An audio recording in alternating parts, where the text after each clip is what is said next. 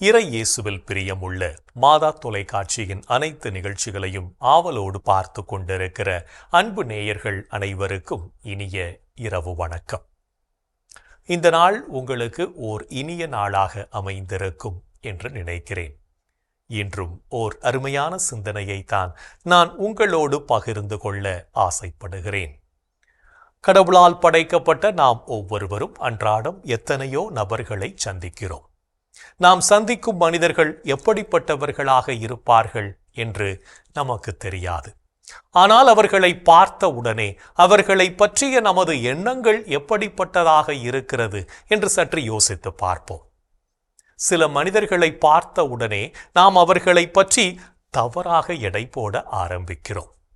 நமக்கு அறிமுகமில்லாதவர்களை நாம் தவறான கண்கொண்டு பார்ப்பதும் அவர்களை தரக்குறைவாக நடத்துவதும் தவறு என்பதை நாம் உணர வேண்டும். நம் முன் தரம் தாழ்ந்தவர்களாக தோற்றம் அளிப்பவர்கள் மற்றவர்கள் கண்களுக்கு மேலானவர்களாக தெரியலாம். நமக்கு மேன்மையானவர்களாக தெரிகிறவர்கள் தரம் தாழ்ந்தவர்களாக இருக்கலாம். எந்த புற்றில் எந்த பாம்பு இருக்கும் என்பதை யாராலும் அறிய முடியாது என்பார்கள். இன்று நமக்கு சாதகமாக இருப்பவர்கள் நாளை நம்மை யார் என்ற கேள்வியை கூட எழுப்பலாம். இன்னும் சொல்ல போனால் யார் யாரை நம்புவது என்ற சந்தேகத்தோடு தான் நம்மில் பலர் வாழ்ந்து கொண்டிருக்கிறோம். எனவே எதையும் தவறாக புரிந்து கொள்வதை விடுத்து அனைத்தையும் சமநிலையோடு பார்க்க நம்மை பயிற்றுவிப்போம். யாரையும் எளிதில் எடை போடுவதை தவிர்த்து நல்ல எண்ணங்களை நமதாக்குவோம்.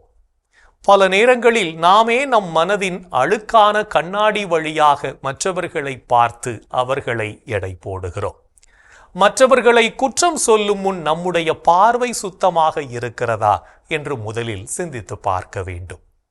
நாம் ஒருவரை பார்த்து அவர் தவறு செய்கிறார் என்று நினைக்கும் முன்பாக அவரின் வாழ்க்கையின் முழு பின்னணி நமக்கு தெரியாது. ஒருவரின் தோல்வி, செயல், மனநிலை, எதிர்கால திட்டங்கள் போன்றவையும் நமக்கு தெரியாது. அதனால் நியாயமற்ற விமர்சனம் நமது உள்ளே தவறான கணிப்பையும் அக்கறையின்மையையும் உருவாக்கும் என்பதை உணர்ந்து கொள்வோம். மற்றவர்களை குற்றவாளிகளாக பார்க்காமல் இருந்தால் நம் மனம் அமைதியாகவும் நம்பிக்கையுடனும் இருக்கும். மற்றவர்களை குறை கூறுவதற்கு பதிலாக அவர்களை புரிந்து கொண்டு அவர்களுக்கு உதவி செய்யும் வாய்ப்புகளை நோக்கினால் நம் வாழ்க்கை உயர்வாகும். முதலில் மற்றவர்களை விமர்சிக்கும் முன்பாக நம்முடைய குறைகளை பார்க்க பழகுவோம். மற்றவர்களை குறை கூறுவது நமது உள்ளே இருக்கும் கடுமையான கண்ணாடியை காட்டும் என்பதே உண்மை.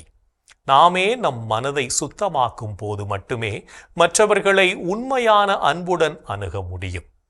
நமது வாழ்க்கை நல்ல செயல்களால் உதாரணமாக இருக்க வேண்டும். ஒருவரின் சிறந்த செயல்களை பாராட்டுவது அவர்களையும் நம்மையும் மகிழ்ச்சியுடன் இணைக்கும் என்பதையும் புரிந்து கொண்டவர்களாய் வாழ்வோம். ஒரு சிறிய ஊரில் லீலா என்ற பெண் தனது கணவருடன் புதிதாக குடியேறி வந்தாள். அவர்களுடைய வீட்டின் படுக்கையறையில் ஒரு பெரிய சாளரம் இருந்தது. அந்த சாளரத்தின் வழியாக எதிர்ப்புற வீடு தெளிவாக தெரிந்தது. ஒவ்வொரு நாளும் காலையில் லீலா படுக்கையிலிருந்து எழுந்தவுடன் சாளரத்தை திறந்து எதிர் வீட்டு பெண்ணின் செயல்களை பார்ப்பாள். அந்த வீட்டு பெண் தனது தோட்டத்தில் துணிகளை துவைத்து கயிற்றில் உலர வைப்பாள். அதை பார்த்த லீலா எப்போதும் கணவரிடம், பாருங்கள், அந்த பெண் துணிகளை நன்றாக துவைக்கவில்லை போல தெரிகிறது. எப்போது பார்த்தாலும் கரைகள் படிந்தபடியே துணிகளை உலர வைக்கிறாள். அவள் சுத்தமாக இல்லையே என்றாள். கணவர் எதுவும் சொல்லாமல் அமைதியாக கேட்டுக்கொண்டிருந்தார். பல நாட்கள் இப்படித்தான் சென்றது. தினமும் காலை லீலா அந்த பெண்ணை விமர்சித்து அவளை நிந்தித்து கொண்டே இருந்தாள். ஒரு நாள் காலையில் எழுந்து சாளரத்தை திறந்தபோது லீலா ஆச்சரியப்பட்டாள். அடடா, இன்று அந்த பெண் எவ்வளவு சுத்தமாக துணிகளை துவைத்திருக்கிறாள். துணிகள் பளிச்சென இருக்கிறது. இன்றுதான் அவள் நன்றாக துவைக்க கற்றுக்கொண்டாளோ என்று கணவரிடம் கேட்டாள். அப்போது லீலாவின் கணவர் சிரித்துக்கொண்டே, இல்லை லீலா, இன்று காலை நான் தான் நமது சாளர கண்ணாடியை சுத்தம் செய்தேன். நீ தினமும் பார்த்தது அந்த பெண்ணின் துணிகளில் உள்ள அழுக்கை அல்ல, நம் சாளரத்தின் அழுக்குதான் என்றார். நாமும் மற்றவர்களை பற்றிய தவறான எண்ணங்களை நம்மிடமிருந்து களைய முற்படுவோம். அப்போதுதான் நாம் மகிழ்ச்சியாக வாழ முடியும் என்பதையும் புரிந்து கொள்வோம். இன்றைய தினத்தை எடுத்துக்கொள்வோம். இந்த நாள் முழுவதும் நாம் மற்றவர்களை குறைகளோடு பார்த்தோமா என்று யோசித்து பார்ப்போம். மேலும் இந்த நாளில் நமது செயல்பாடுகள் எப்படிப்பட்டதாக இருந்தது என்று நம்மையே நாம் கேட்டு பார்ப்போம்.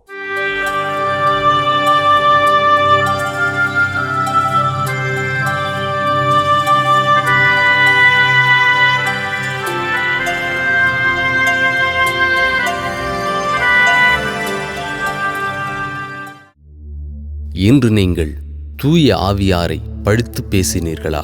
தூய ஆவியாரே, அனைத்தையும் துருவி ஆகிறவர், கடவுளின் ஆழ்ந்த எண்ணங்களையும் அறிகிறவர். இன்று நீங்கள் உங்கள் கடவுளாகிய ஆண்டவரை சோதித்தீர்களா?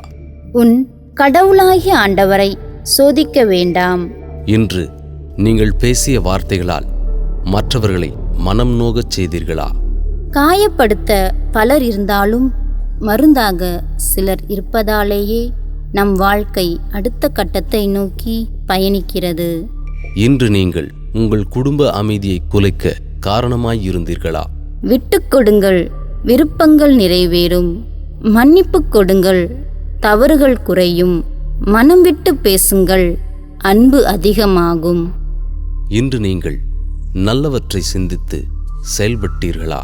நம் ஆண்டவராம் இயேசு கிறிஸ்துவும் நம்மீது அன்பு கூர்ந்து தம் அருளால் நிலையான ஆறுதலையும் எதிர்நோக்கையும் அளித்த நம் தந்தையாம் கடவுளும் உங்கள் உள்ளங்களுக்கு ஊக்கமளித்து நல்லதையே சொல்லவும் செய்யவும் உங்களை உறுதிப்படுத்துவார்களாக. இன்று நாம் இறைவனுக்கு ஏற்புடைய செயல்களை செய்திருந்தாலும் சமயங்களில் இறைவனுக்கு எதிராகவும் செயல்பட்டு அவருடைய அன்பிலிருந்து விலகிச் சென்றிருப்போம். அத்தகைய தருணங்களுக்காக மனம் வருந்தி மன்னிப்பு கேட்டு மனத்துயர் மன்றாட்டை செபிப்போம்.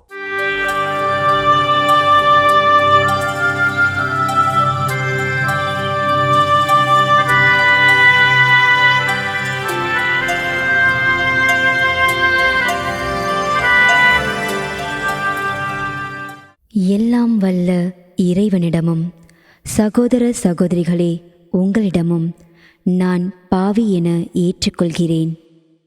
ஏனெனில் என் சிந்தனையாலும் சொல்லாலும் செயலாலும் கடமையில் தவறியதாலும் பாவங்கள் பல செய்தேன். என் பாவமே, என் பாவமே, என் பெரும் பாவமே. ஆகையால் எப்போதும் கன்னியான புனித மரியாவையும் வானதூதர் புனிதர் அனைவரையும் சகோதர சகோதரிகளே உங்களையும் நம் இறைவனாகிய ஆண்டவரிடம் எனக்காக வேண்டிக்கொள்ள மன்றாடுகிறேன். ஆமேன். மனத்துயர் மன்றாட்டை செபித்ததன் வழியாக இறைவனிடமிருந்து மன்னிப்பை பெற்றிருப்போம் என்ற நம்பிக்கையோடு இறை வேண்டலில் இணைவோம்.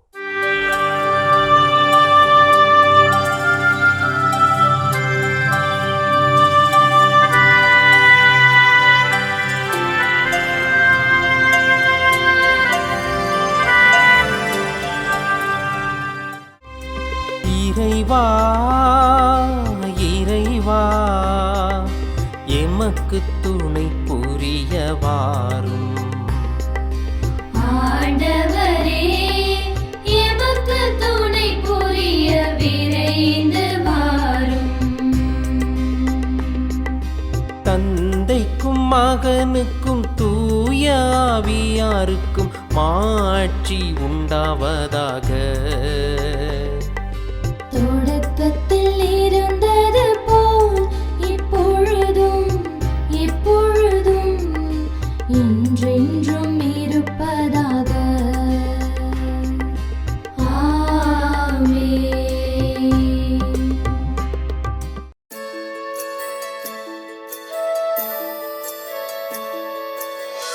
போயது பொழுது புகுந்தது இரவு, தூயனை உனது பொன்னடி தொழுதோ.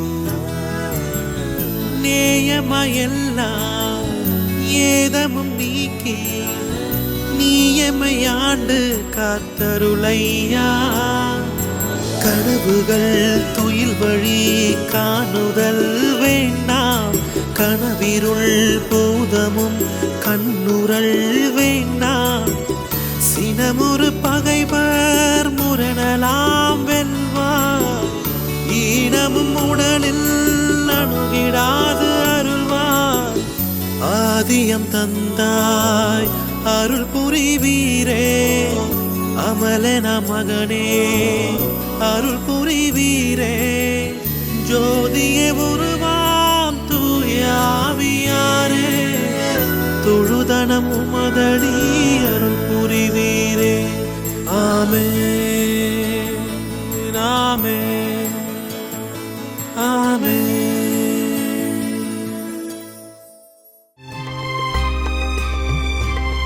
என் ஆண்டவரே என் கடவுளே, பகலில் கதறுகிறேன், இரவில் முன்னிலையில் புலம்புகிறேன். என் ஆண்டவரே என் கடவுளே, பகலில் கதறுகிறேன், இரவில் முன்னிலையில் புலம்புகிறேன்.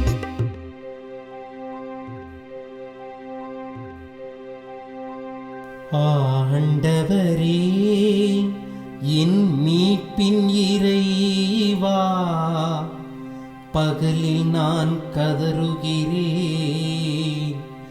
இரவில் உமது முன்னிலையில் புலம்புகின்றேன். என் மன்றாட்டு திருமுன் வருவதாக, என் கூக்குரலுக்கு செவி சாய்த்தருளும். ஏனெனில் என் உள்ளம் துன்பத்தால் நிறைந்துள்ளது, என் உயிர் பாதாளத்தை நெருங்கிவிட்டது. படுகுழிக்குள் இறங்குவோருள் ஒருவராக நானும் கணிக்கப்படுகின்றேன். வலுவற்ற மனிதர் போலானே. இறந்தோருள் ஒருவராக கைவிடப்பட்டேன், கொலையுண்டு கல்லறையில் கிடப்பவர் போலானேன். அவர்களை நீர் ஒருபோதும் நினைப்பதில்லை, அவர்கள் உமது பாதுகாப்பினின்று அகற்றப்பட்டார்கள். ஆழமிகு படுகொலிக்குள் என்னை தள்ளிவிட்டே, காரிருள் பள்ளங்களுக்குள் என்னை கைவிட்டு விட்டே. உமது சினம் என்னை அழுத்துகின்றது, அலைகள் அனைத்தாலும் என்னை மூழ்கடிக்கின்றே. எனக்கு அறிமுகமானவர்களை என்னை விட்டு விலகச் செய்தீர், அவர்களுக்கு என்னை அருவருப்பாக்கினீர். நான் வெளியேற இயலா வண்ணம் அடைபட்டுள்ளேன், துயரத்தினால் என் கண் மங்கி போயிற்று. ஆண்டவரே, நாள்தோறும் உம்மை மன்றாடுகின்றேன், உம்மை நோக்கி என் கைகளை கோப்புகின்றேன். இறந்தோர்க்காகவா நீர் வியத்தக செயல்கள் செய்வீர்? கீழுலகின் நாவிகள் எழுந்து உம்மை புகழுமோ? கல்லறையில் உமது பேரன்பு எடுத்துரைக்கப்படுமா? பாதாளத்தில் உமது சொல்லுறுதி அறிவிக்கப்படுமா? இருட்டினில் அருஞ்செயல்கள் அறியப்படுமா? மறதி உலகில் நீதி நேரி உணரப்படுமா? ஆண்டவரே, நானோ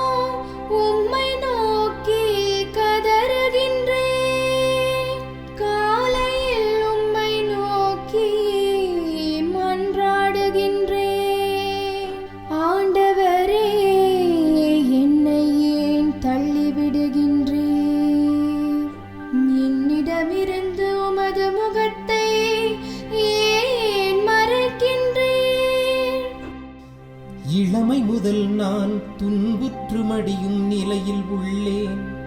உம்மால் வந்த பெருந்திகளால் தளர்ந்து போனேன். உமது வெஞ்சினம் என்னை மூழ்கடிக்கின்றது. அச்சம் தரும் தாக்குதல்கள் என்னை அழிக்கின்றன. அவை நாள் முழுவதும் வெள்ளப்பெருக்கென என்னை சூழ்ந்து கொண்டன. அவை எப்பக்கமும் என்னை வளைத்து கொண்டன. என் அன்பரையும் தோழரையும் என்னை விட்டு அகற்றினீ.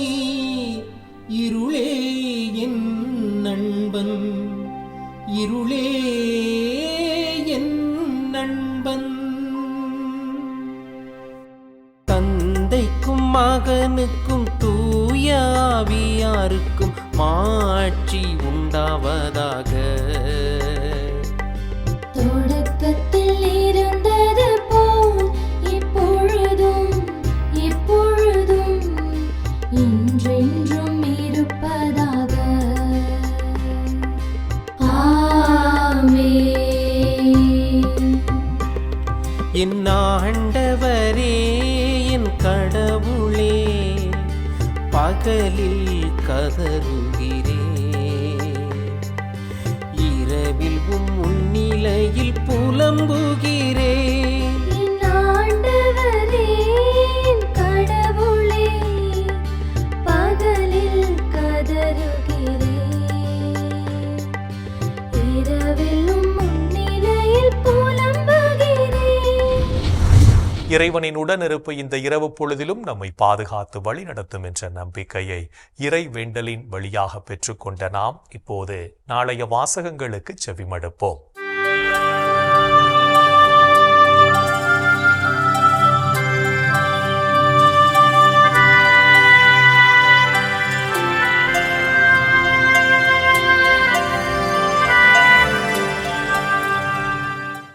நாளைய திருப்பலி வாசகங்கள்.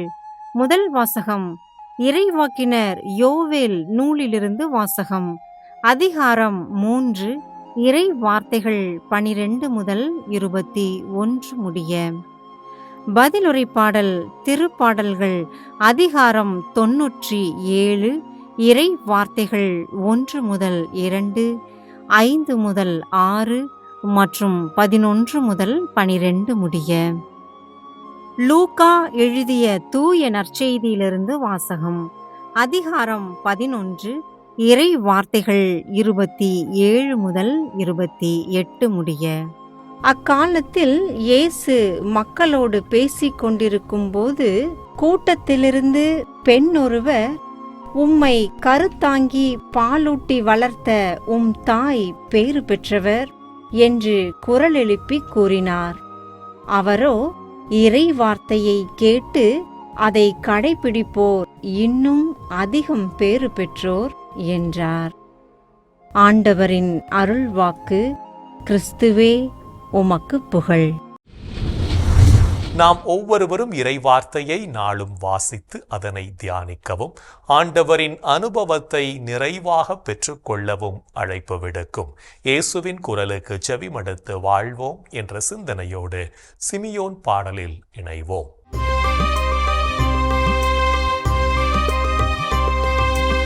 ஆண்டவரே, ஆண்டவரே, நாங்கள் விழித்திருக்கும் போது எங்களை காத்தருளும்.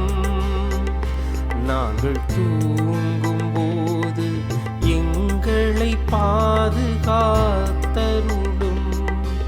இதனால் கிறிஸ்துவோடு பிழித்திருந்து அவரோடு அமைதியில் இளைப்பாறுவோம். அவரோடு அமைதியில் இளைப்பாறுவோம், இளைப்பாறுவோம்.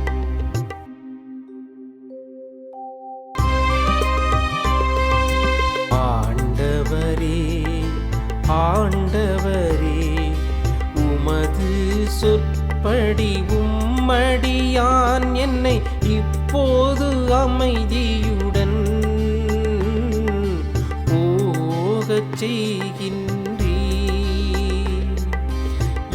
ஏனெனில் மக்கள் அனைவரும் காணுமாறு நீர் ஏற்பாடு செய்துள்ள உமது மீட்பை என் கண்கள் கண்டு கொண்டன. இம்மீட்பே பிற இனத்தாருக்கு வெளிப்பாடு அருளும் மொழி. இதுவேவும் மக்களாகிய இஸ்ராயேலுக்கு பெருமை. இஸ்ராயேலுக்கு பெருமை. இஸ்ராயேலுக்கு பெருமை. தந்தைக்கும் மகனுக்கும் தூய ஆவியாருக்கும் மாட்சி உண்டாவதாக. தொடக்கத்தில் இருந்தது போல் இப்பொழுதும் எப்பொழுதும் என்றென்றும் இருப்பதாக. ஆமென். ஆண்டவரே ஆண்டவரே, நாங்கள் விழித்திருக்கும் போது எங்களை காத்தருளும். நாங்கள் தூங்கும் போது எங்களை பாதுகாத்தருளும்.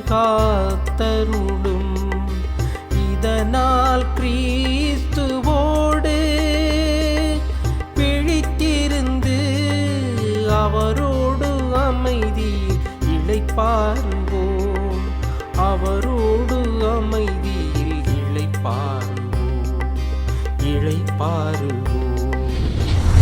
இறைவன் நம்மை ஒவ்வொரு நொடி பொழுதும் அற்புதமாய் வழிநடத்தி கொண்டிருப்பதை சிமியோன் பாடல் வழியாக உணர்ந்து ஜெபித்த நாம் இப்போது நாளைய புனிதரை பற்றி பார்க்கலாம்.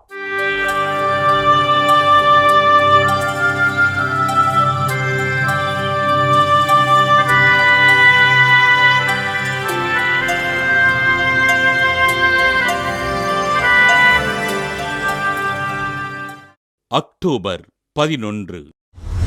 புனித 23ஆம் யோவான்.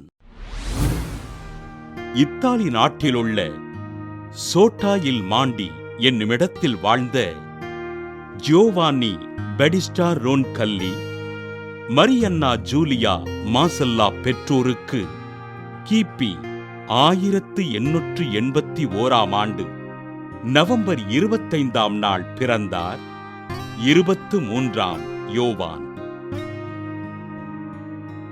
ஆஞ்சலோ ஜிசாப்பே ரோன்கால்லி என்ற இயற்பெயரைக் கொண்ட இவர் குழந்தை பருவம் முதல் இறைபக்தியில் சிறந்து விளங்கினார். ரோமையில் இறையியல் பயின்ற ஆஞ்சலோ கிபி 1904ஆம் ஆண்டு குருத்துவ அருட்பொழிவு பெற்று பெர்காமோ மறைமாவட்ட ஆயர் மேதகு ஜியக்கோமா ராடினி அவர்களின் செயலராக நியமனம் பெற்றார். கிபி 1919ஆம் ஆண்டு ரோமை குருமடத்தின் ஆன்ம ஆலோசகராக பொறுப்பேற்ற அருட்தந்தை ஆஞ்சலோ குரு மாணவர்களுக்கு சிறந்த ஆன்மீக வழிகாட்டியாக திகழ்ந்தார். கிபி 1925ஆம் ஆண்டு திருத்தந்தை 11ஆம் பத்திநாதரால் பல்கோரியாவிற்கு திருத்தூது பார்வையாளராகவும் பொறுப்பு ஆயராகவும் நியமனம் செய்யப்பட்ட ஆஞ்சலோ பல்கோரிய மக்களுக்கு ஆண்டவரின் பணிகளை அர்ப்பணிப்போடு செய்தார். 1958ஆம் ஆண்டு அக்டோபர் 28ஆம் நாள் திருச்சபையின் 261வது திருத்தந்தையாக தேர்வு செய்யப்பட்ட இவர் தன் பெயரை 23ஆம் யோவான் என்று தேர்ந்து கொண்டார். ரோமை மறைமாவட்டத்திலிருந்த நோயாளிகளையும் சிறை கைதிகளையும் சந்தித்த திருத்தந்தை 23ஆம் யோவான் 2ஆம் வத்திக்கான் பொது சங்கத்தினை கூட்டி திருச்சபையின் வளர்ச்சிக்கு வித்திட்டார். கிழக்கிந்திய மரபுவழி கிறிஸ்தவர்கள் பிரிந்து போன சகோதரர்கள் மற்றும் யூதர்களுடன் நல்லுறவினை வளர்த்து நட்பு பாராட்டிய திருத்தந்தை 23ஆம் யோவான் புற்றுநோயினால் பாதிக்கப்பட்டு 1963ஆம் ஆண்டு ஜூன் 3ஆம் நாள் விண்ணகம் சென்றார். கத்தோலிக்க திருச்சபையில் சீர்திருத்தங்களைச் செய்து திருச்சபையின் வளர்ச்சிக்கு பாடுபட்ட திருத்தந்தை 23ஆம் யோவானை திருத்தந்தை பிரான்சிஸ் 2014ஆம் ஆண்டு ஏப்ரல் 27ஆம் நாள் புனிதராக உயர்த்தினார். புனித 23ஆம் யோவானின் திருவிழாவினை கொண்டாடுகின்ற நாம் புற்றுநோயினால் துன்புறுகிற சகோதர சகோதரிகளுக்காகவும் அவர்களை இறைவன் குணப்படுத்தும்படியாகவும் ஜெபிப்போம். புனிதர்கள் ஒவ்வொருவரும் தங்கள் வாழ்க்கையின் மூலம் இறைவனுக்கு சான்று பகர்ந்து வாழ்ந்தவர்கள் என்பதை உணர்ந்தவர்களாய் நாமும் அவர்கள் வழியில் வாழ்ந்து இறை வழியில் பயணிப்போம் என்ற நம்பிக்கையோடு நாளைய தினம் இயேசுவின் நாமம் வாழ்க என்ற மனவலிய ஜெபத்தை 100 முறை ஜெபித்து இறையருளை நிறைவாக பெற்றுக்கொள்வோம். என் அன்புக்குரிய சகோதர சகோதரிகளே, கடவுள் எவ்வளவு அற்புதமாக இன்றைய தினத்தில் நம்மை வழிநடத்தி இருக்கிறார். பலவிதமான தீமைகளிலிருந்து நம்மளை பாதுகாத்திருக்கிறார். தனது அற்புதமான புனிதமான கரங்களால் நம்மை தொட்டு ஆசீர்வதித்திருக்கிறார். கடவுளுக்கு நாம் நன்றி சொல்வோம். இன்றைய தினத்திலே நமது தாய் நாட்டையும் நம்மையும் பாதுகாப்பதற்காக வெயிலென்றும் புயலென்றும் பனியென்றும் பாராமல் பணி செய்கின்ற நமது இராணுவ வீர சகோதர சகோதரர்களுக்கு ஆட்சிவிப்போம். எங்கள் அன்பை உருவான இயேசு ஆண்டவரே, இதோ இந்த நாளிலே எங்களது தாய் நாட்டிற்காகவும் எங்களுக்காகவும் எங்கதோ கண்காணாத இடங்களிலெல்லாம் எங்களது தாய் நாட்டினுடைய எல்லை பகுதிகளிலே மழை, வெயில், புயல், பனி என்று பாராமல் இரவு பகலாக கண்ணயராது பணி செய்து கொண்டிருக்கின்ற எம் இராணுவத்தை சார்ந்த சகோதர சகோதரிகளுக்கு ஆட்சேபிக்கிறோம். ஆண்டவரே, இவர்களை எல்லாம் நீர் ஆசீர்வதியும். ஆண்டவரே, இவருடைய தியாகத்தை ஆசீர்வதியும். இவருடைய சேவைகளுக்காக, இவருடைய குழந்தைகளுக்காக, இவருடைய குடும்பங்களுக்காக நான் ஜெபிக்கிறோம். ஆண்டவரே இயேசுவே, இதோ இவருடைய குடும்பங்களை எல்லாம் நீர் நிறைவாக ஆசீர்வதியும். ஆண்டவரே, இந்த இராணுவ வீரர்களுக்கு தேவையான எல்லா விதமான தைரியத்தையும் நீர் மனவளத்தையும் கொடுத்துள்ளோம். ஆண்டவரே, இவர்களை எல்லா விதமான ஆசீர்வாதங்களால் நீர் நிரப்ப வேண்டும் என்ற நேரத்தில் நாங்கள் கேட்கிறோம். எங்கள் அன்பு தாயே, ஆரோக்கிய அன்னையே, உமது பிள்ளைகள் இவர்கள் மேல் என்றும் இரக்கமாயிருந்து இவர்களுக்காக பரிந்து பேசுங்கள் அம்மா. இந்த ஜெபங்களெல்லாம் எங்கள் ஆண்டவராகிய இயேசுவே உமது வல்லமையான திருநாமத்தின் வழியாக உம்மை கெஞ்சி மன்றாடுகிறோம். ஆமென். என்று வாழும் உயிருள்ள இறைவன் தந்தை, மகன், தூய ஆவியார் நாம் அனைவரையும் நிறைவாக ஆசீர்வதிப்பாராக. ஆமென். இந்த ஜெபத்தின் வழியாக இறை அன்பிலும் அரவணைப்பிலும் நாம் நலமோடு வாழ்ந்து கொண்டிருக்கிறோம் என்பதை உணர்ந்திருப்போம். இறை ஆற்றலும் வல்லமையும் என்றும் நம்மில் தங்கும். அன்னை மரியாவும் நமக்காக இறைவனிடம் பரிந்து பேசி நம்மை கரம் பிடித்து வழி நடத்துவார் என்ற நம்பிக்கையோடு அவரின் துணை வேண்டி இந்த நிகழ்வை நிறைவு செய்யலாம். Good night.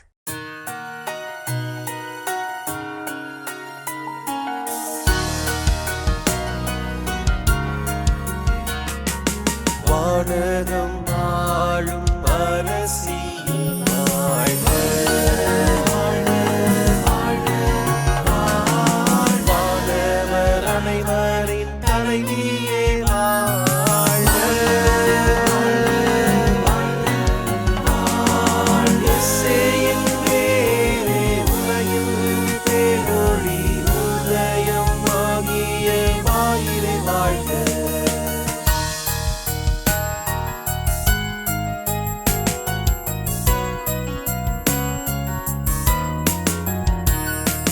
மாட்சி மிகுந்த கண்ணியே மகிழ்க, மகிழ்க, ஆட்சி தகைமையின் தாயே மகிழ்க, மகிழ்க, எழில் மிகு நாயகி இயேசுவை வேண்டி பொழிந்திடும் மருளை விடை பெய்ய